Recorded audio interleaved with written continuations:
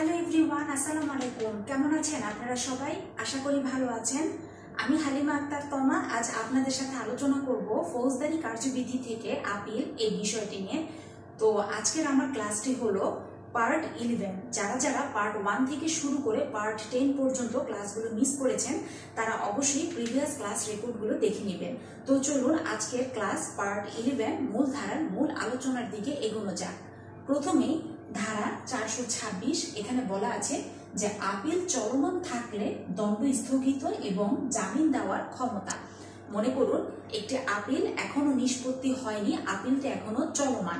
তো এই চলমান আপিলের দণ্ড স্থগিত করা হোক অথবা জামিন দেওয়া হোক, আপনার চাওয়া হচ্ছে এইটা। তাহলে আপনি যেটা করবেন যে 426 ধারা ফৌজদারি কার্যবিধির এই 426 ধারা অনুযায়ী আদালতের নিকট আবেদন করবেন চলমান আপিলটির দণ্ড স্থগিত অথবা জামিনের জন্য।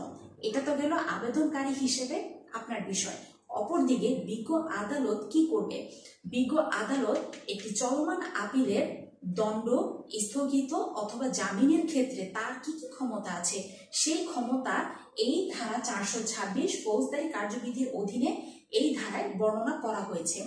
তো ধারা 426-এর উপধারা 1 এখানে বলা আছে যে একটি আপিল চলমান থাকলে যেই দণ্ডাদেশের বিরুদ্ধে বা যে আদেশের বিরুদ্ধে আপিলটি দায়ের করা হয়েছিল, বিজ্ঞ আদালত এই চলমান আপিলটির দণ্ড কার্যকর করার ক্ষেত্রে দণ্ড স্থগিত অথবা আসামিকে জামিনে মুক্তি দিতে পারবেন। ধারা 426-এর উপধারা 1 এখানে স্পষ্টভাবে এই কথাটি বলে দেওয়া হয়েছে। অপরদিকে ধারা 426-এর উপধারা 2-এর উপধারা ক সেখানে বলা আছে যে বিচারিক আদালত যদি অনধিক 1 বছরের কারাদণ্ড দিয়ে থাকে, মনে করেন আসামি হলো মিস্টার এক্স, বিচারিক ম্যাজিস্ট্রেট বা বিচারিক আদালত এই মিস্টার এক্স আসামিকে অনধিক 1 বছরের কারাদণ্ড প্রদান করেছে। এখন এই দণ্ডাদেশের বিরুদ্ধে যদি আপিল করার বিধান থাকে এবং বিজ্ঞ আদালত যদি মনে করে যে এই মিস্টার এক্স সে আপিল দায়ের করতে পারে, তখন যেটা হবে যে বিজ্ঞ আদালত এই আসামি মিস্টার এক্স তাকে জামিনে মুক্তি দিতে পারে। এই হলো ধারা 426-এর উপধারা 2-এর উপধারা ক। এবারে আসি অপর আরেকটি ধারা 426-এর উপধারা 2-এর উপধারা খ।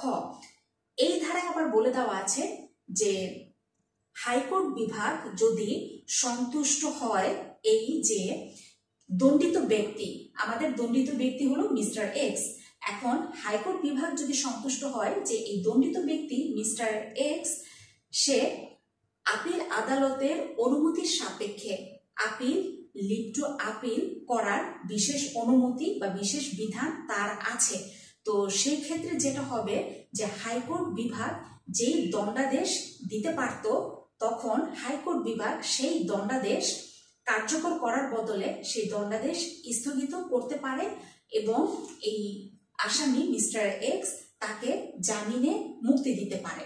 তো এই হলো ওভারঅল ধারা 426। তো ধারা 426 বর্ণনা করতে গিয়ে মাঝের 3টে উপধারা উঠে এসেছে। ধারা 426-এর উপধারা 1, ধারা 426-এর উপধারা 2-এর উপধারা ক এবং ধারা 426-এর উপধারা 2-এর উপধারা খ। তো ওভারঅল এই হলো পূর্ণাঙ্গ আলোচনা এই আপিল চলমান থাকলে দণ্ড স্থগিত এবং জামিন দেওয়ার ক্ষমতার ক্ষেত্রে কি কি বিধান আছে। তো চলে যাচ্ছি পরবর্তী ধারা 427। এখানে বলা আছে খালাসের বিরুদ্ধে আপিলের ক্ষেত্রে আসামিকে গ্রেপ্তার বা জামিনে মুক্তি। তো আমাদের এই সিআরপিসি ধারা 417 এই ধারায় বলে দেওয়া আছে খালাসের বিরুদ্ধে আপিল, আর ধারা 417-এর উপধারা ক এই ধারায় বলা আছে অপর্যাপ্ত দণ্ডাদেশের বিরুদ্ধে বা অপর্যাপ্ত দণ্ডাদেশের ক্ষেত্রে আপিল। তো যেটা হবে যে এই খালাসের বিরুদ্ধে আপিলের ক্ষেত্রে বা অপর্যাপ্ত দণ্ডাদেশের বিরুদ্ধে আপিলের ক্ষেত্রে হাইকোর্ট বিভাগ বা অন্য কোনো আপিল বিভাগ আসামিকে গ্রেফতার করার জন্য ওয়ারেন্ট ইস্যু করতে পারে। তো মনে করেন হাইকোর্ট বিভাগ হলে হাইকোর্ট বিভাগ অথবা অন্য কোনো আপিল আদালত হলে অন্য সে আপিল আদালতের এই যে ওয়ারেন্ট ইস্যু করতে বলা হয়েছে এবং আসামিকে আদালত হাজির করতে বলা হয়েছে, সেই প্রেক্ষিতেই মিস্টার এক্স এই আসামিকে আদালতে হাজির করা হলো। তো হাজির করার পর যেটা হবে যে বিজ্ঞ আদালত চাইলে এই যে মিস্টার এক্স আসামি তাকে কারাগারে প্রেরণ করতে পারে অথবা চাইলে জামিনে মুক্তি দিতে পারে। তো এই হলো ওভারঅল ধারা 427।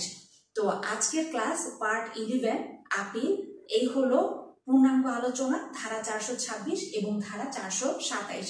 কেমন লাগলো আজকের ক্লাসটি? অবশ্যই আপনাদের মূল্যবান মন্তব্য কমেন্ট বক্সে লিখে জানাবেন। আর আমার সাথে যুক্ত হতে আমার ফেসবুক পেজ এবং ইউটিউব চ্যানেলটি সাবস্ক্রাইব করে ফলো বাটন প্রেস করে সাথেই থাকবেন। দেখা হচ্ছে পরবর্তী নতুন ক্লাসে নতুন কোনো ধারা নিয়ে, অবশ্যই আপিল সংক্রান্ত ধারা নতুন ক্লাস পার্ট 12।